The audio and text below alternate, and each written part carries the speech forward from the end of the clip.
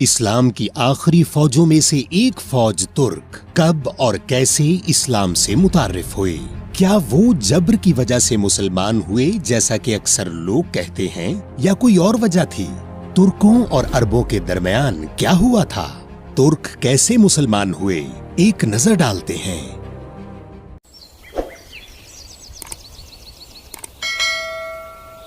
اللہ تعالیٰ نے ہزاروں انبیاء بھیجے، لیکن حضرت محمد صلی اللہ علیہ وآلہ وسلم سے پہلے بھی کچھ انبیاء ترکوں میں بھیجے گئے تھے، لہٰذا وہ اخروی زندگی اور خدا کے ایک ہونے پر یقین رکھتے تھے۔ وہ واحد قوم تھی جو بت پرست نہیں تھی اور ایک سچے خدا پر یقین رکھتی تھی۔ ایک بازنطینی مورخ سیموکاٹا نے ترکوں کے قبل از اسلام عقیدے کے بارے میں یوں کہا: ترک ایک خدا کے علاوہ کسی اور چیز کی عبادت نہیں کرتے ہیں۔ جس نے آسمان اور زمین کو پیدا کیا، وہ اس کے لیے گھوڑے، مویشی اور بھیڑیں قربان کرتے ہیں۔ چنانچہ اس کے کہنے کے مطابق ترکوں کا ایمان اسلامی عقیدے سے ملتا جلتا تھا۔ اس کے علاوہ ترکوں کی سمجھ، جو کہ آسمان ہمارا خیمہ، سورج ہمارا جھنڈا ہے، اسلامی فریضے کے مطابق پوری دنیا میں اسلام کو پھیلانے کی ایک اور مماثلت ہے۔ ترکوں میں اسلام پہلی بار کب آیا؟ ترکوں اور عربوں کے درمیان ابتدائی مارکے حضرت عمر رضی اللہ تعالی عنہ کے دور خلافت میں ہوئے۔ سن 642 میں مسلم فوج نے نہمند کی جنگ میں سلطنت فارس کو گرا دیا اور پھر آگے بڑھ کر قفقاز کے علاقے تک پہنچنے کے بعد خیگنت کی سرحدوں تک آ گئی۔ اس دوران ترکوں اور عربوں کے درمیان معمولی سرحدی تنازعات کی صورت میں ملاقاتیں ہوئیں۔ آپ صلی اللہ علیہ وآلہ وسلم نے فرمایا: ترکوں کو چھوڑ دو جب تک وہ تمہیں چھوڑ دیں۔ چونکہ عرب اس حدیث کو جانتے تھے، اس لیے انہوں نے ترکوں سے لڑنے سے گریز کیا۔ وہ ترکوں کو دین اسلام قبول کرنے سے روکنا نہیں چاہتے تھے۔ نتیجتاً رسول اللہ صلی اللہ علیہ وآلہ وسلم کی رحلت کے 10-15 سال بعد چند ترک باشندے اسلام سے متعارف ہونے لگے۔ جیسے ہی ترکوں نے بتدریج اسلام قبول کرنا شروع کیا، اموی خلافت کی قوم پرستانہ سوچ اور نو مسلموں کو دوسرے درجے کا شہری تصور کرنے کا نقطہ نظر اسلام کو پھیلانے میں ایک بڑی رکاوٹ بن گیا۔ اموی اس حد تک پہنچ گئے کہ ترکوں سے بھی لڑنے لگے۔ مزید یہ کہ جنگوں کے دوران امویوں کے غیر اسلامی اقدامات نے ترکوں کو اسلام سے اور بھی دور کر دیا، اور تب حال ہی میں مسلمان ہونے والے ترکوں نے امویوں کی وجہ سے اسلام چھوڑ دیا۔ امویوں کی ناانصافیوں کے سامنے ترکوں نے سوال کیا: کیا واقعی اسلام یہی ہے؟ ترک نہ صرف مسلمان نہیں ہوئے، بلکہ اموی خلافت کی غیر اسلامی روش کی بدولت مذہب کو مزید جاننے سے رک گئے۔ بدقسمتی سے اموی مسلمانوں سمیت سب کو ستاتے رہے۔ شاید اسی وجہ سے لوگ اکثر پوچھتے ہیں: کیا ترک زبردستی مسلمان ہوئے؟ اس دور میں ترکوں پر امویوں کے ظلم و ستم کی وجہ سے ایک غلط تاثر پیدا ہوا کہ انہیں اسلام قبول کرنے پر مجبور کیا گیا تھا۔ اگر ترکوں کو مذہب تبدیل کرنے پر مجبور کیا گیا تھا تو دوبارہ اقتدار حاصل کرنے کے بعد وہ اپنے پرانے عقیدے کی طرف کیوں نہیں لوٹے؟ در حقیقت اس بات سے قطع نظر کہ اس طرح کا ظلم ہوا یا نہیں، اگر دل اسلام کو حق تسلیم نہ کرے تو انسان مسلمان نہیں ہوتا۔ اسلام اپنے جوہر میں کسی بھی قسم کے جبر کی اجازت نہیں دیتا۔ ترک دل سے اور اپنی پسند سے ایک طویل عمل کے بعد مسلمان ہوئے۔ ویسے یہ عمل کیسے شروع ہوا؟ ترک دوبارہ اسلام کے قریب کیسے پہنچے؟ سن 750 میں ایک بڑی بغاوت اور خانہ جنگی کی بدولت اموی 2 حصوں میں بٹ گئے۔ نتیجتاً بنو امیہ کی جگہ خلافت عباسیہ قائم ہوئی اور بنو امیہ کی تمام غلط روشیں ختم ہو گئیں۔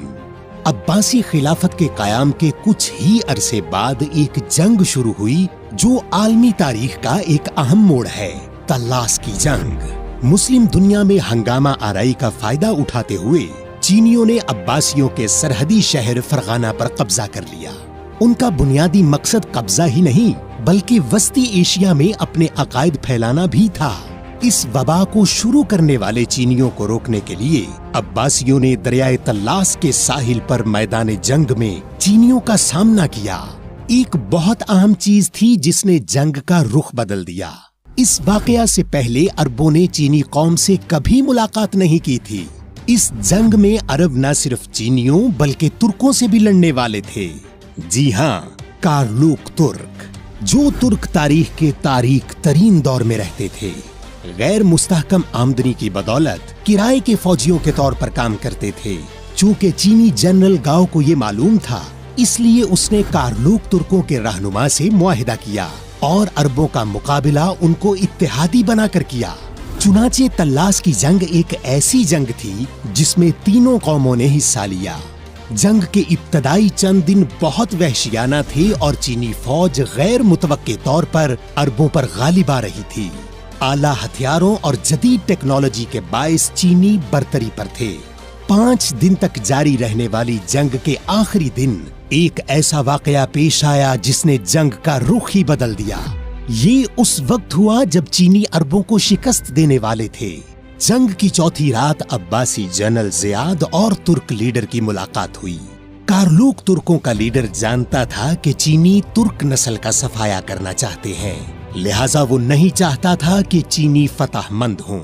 मामला अब पैसे या रोजी कमाने का नहीं था, वो चीनियों को सबक सिखाना चाहता था, बरसों से सामना करने वाले जुल्म सितम की वजह से। लेकिन वो उमवियों के जुल्म भी फरामोश न कर सका। अब्बासी जनरल ज़ियाद ने वादा किया कि जो माजी में हुआ वो दोबारा नहीं होगा। वो चाहता था कि नई अब्बासी खिलाफत और तुर्क इत्तेहादी बने। तुर्क लीडर ने ज़ियाद के खुलूस पर यकीन किया और गांव के खिलाफ मिलकर लड़ने पर आमादा हुआ। लड़ाई के आखिरी दिन कारलूक तुर्क मुसलमानों के फरीक बन गए, जिसने जंग का रुख बदल दिया। अरबों ने चीनी फौज के मरकज जबकि तुर्क घुड़सवारों ने अचानक दाईं और बाईं जानिब हमला करना शुरू कर दिया। चीनी जनरल गाओ को समझ नहीं आ रहा था कि क्या हो रहा है और वो नहीं जानता था कि क्या करना है। अपनी फौज को शिकस्त से नहीं रोक सका। चीनी फौज भारी जानी नुकसान के साथ जंग हार गई और बहुत से कैदी पीछे छोड़ गई। 751 तल्लास की जंग आलमी तारीख का अहम मोड़ था। उसकी वजह ये है कि अगर जंग चीन की फतह के साथ खत्म हो जाती तो वस्ती एशिया पर चीनी मजहब का गलबा होता। दुनिया में कोई ऐसी ताकत नहीं थी जो चीन का सामना कर सके, लिहाजा उस जंग में अरबों की फतह ने वाकई अहम पेशरफ्त की। इस्लामी और तुर्की दोनों तारीखों में सबसे अहम बात यह है कि उसने वस्ती एशिया की इस्लामाइजेशन की राह हमवार की। एक और वाकया भी पेश आया जिसने आलमी तारीख का धारा बदल दिया। एक ऐसी इजाद जिसे चीन ने बाकी दुनिया से छुपा रखा था, मुसलमानों ने पकड़ लिया। हम एक ऐसी इजाद के बारे में बात कर रहे हैं जिसे आज हम कद्र की निगाह से नहीं देखते हैं और ये हर रोज हमारी आंखों के सामने होती है। कागज।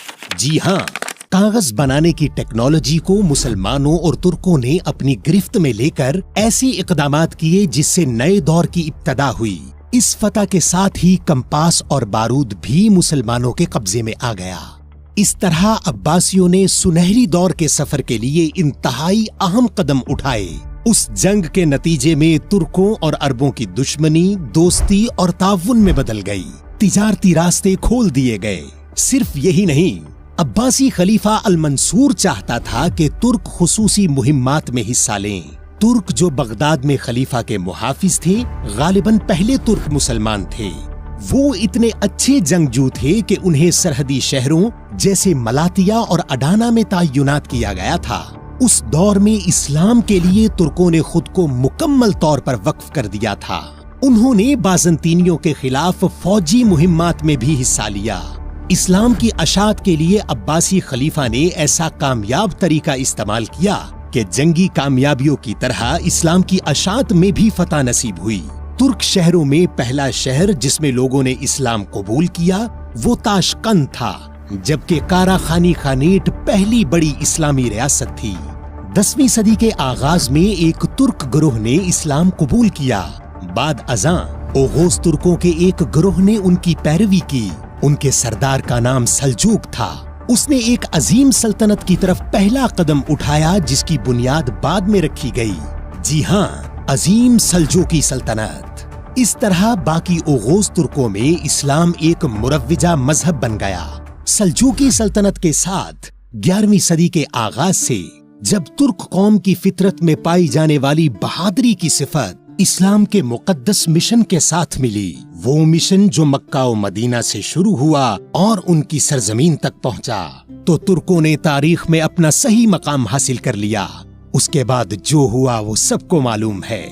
کیلج ارسلان، الپ ارسلان، سلیمان شاہ، عثمان غازی، محمد فاتح، سلیمان عالی شان صرف ترک خاقان ہی نہیں رہے، وہ اسلام کے پیغام کو دور دراز کی سرزمینوں تک بھی لے گئے۔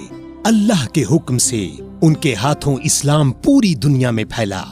یونس ایمرے، احمد یسوی، رومی اور بہت سے دوسرے تھے۔ ان جیسے خاصا اثر رکھنے والے صوفی اماموں نے وسطی ایشیا کی اسلام سے وفاداری میں بہت اضافہ کیا۔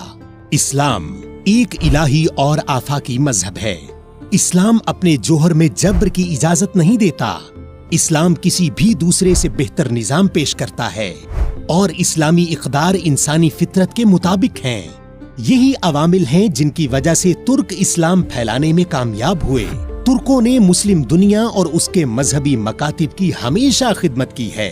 انہوں نے اسلامی مقصد کے لیے اپنی جان و مال کی قربانی دینے سے دریغ نہیں کیا۔ انہوں نے اسلامی اقدار پر کبھی سمجھوتا نہیں کیا۔ رسول اللہ صلی اللہ علیہ وآلہ وسلم کے طریقے پر چل کر اور انہیں اپنا راہبر مان کر ہی وہ انتہائی بلندیوں پر پہنچ گئے۔